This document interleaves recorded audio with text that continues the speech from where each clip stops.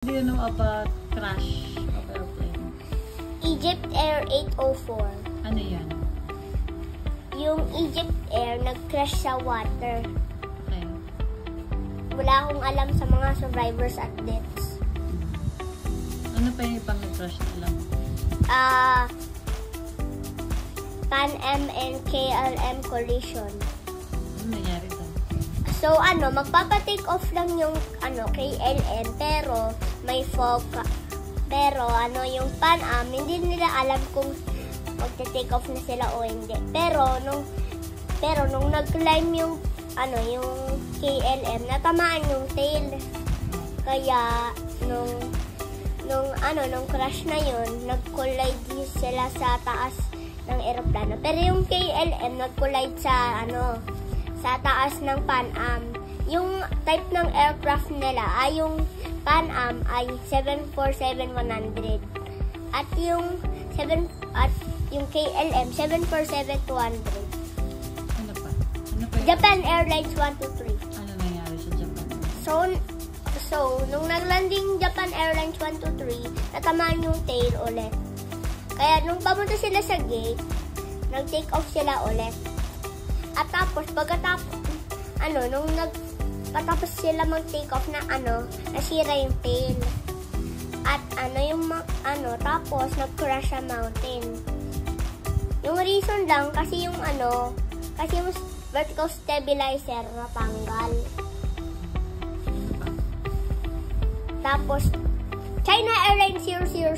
Ano yun? Tail strike din yun. Tell me more about it.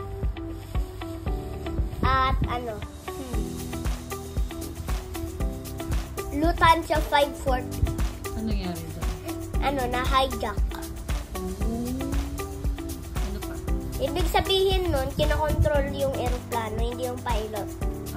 Very good. Ano pa? At yung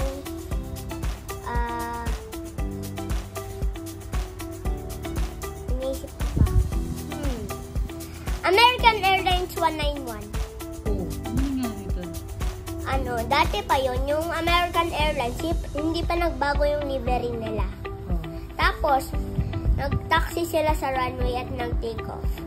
Pero hindi nila alam na matatanggal yung engine 1. Kaya, nung natanggal yung engine 1, magpapacrash na siya. Okay. Yung crash niya, ganito, nag-bank angle.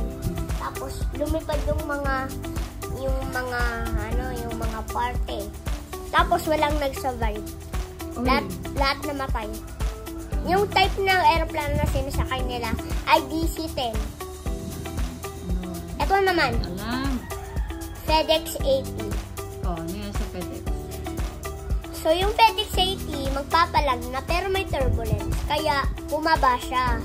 At nung nagpapaland na, bumili, yung aeroplano, nag-bounce. So, nag-bounce ng 3 times at bumaliktad.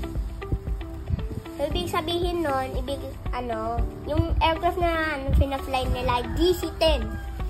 At yung FedEx Flight 814, ganyan din. How about sa Philippines? Meron ba? Ano? Philippine Airlines 434. Ano nangyari doon?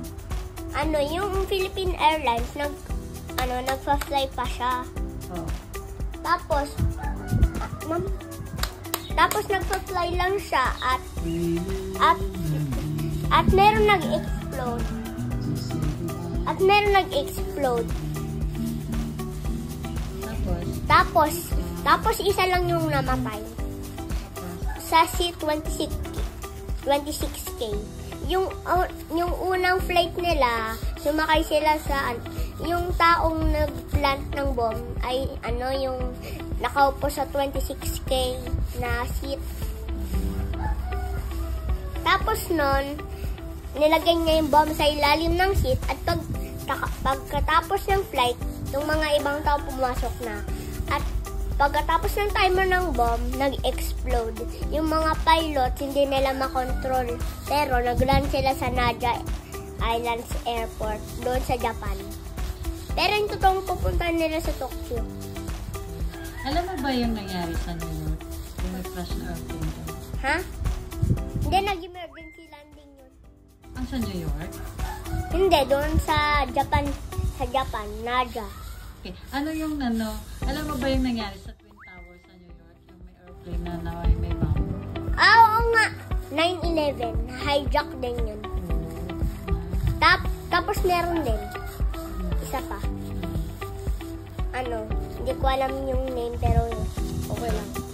Hindi ko alam kung anong type ng aeroplano. Okay. So, ibig sabihin yung yung flight, yung ibig sabihin ay American Airlines 11. So, ibig sabihin ba tinatawag nila 9/11? Tapos, kasi tinatawag nila ng September, yung para sa date, September 11, 2001. Kaya yun yung nangyari. Kaya tinatawag nila, 9/11. O para doon sa crash.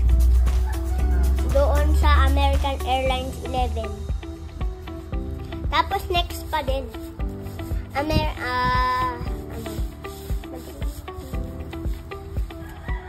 Tapos, ano yun? Alam ko na pala. Air Source.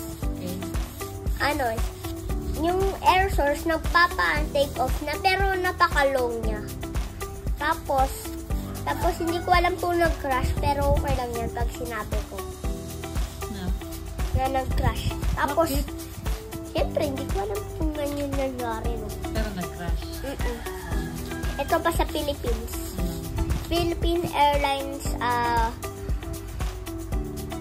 yung Philippine Airlines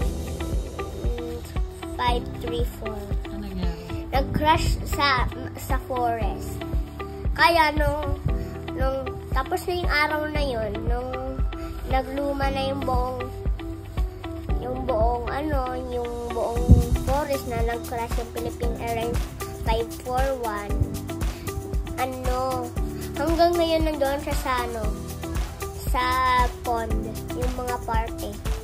At meron pang namatay. Walang din namatay doon. Ay, meron palang namatay lahat. Ha? Anything else? Yes. Ano pa? Walang katapusan? Wala. Pero next naman. Next naman. Ang magbabagyan. Bye-bye. Please like and subscribe!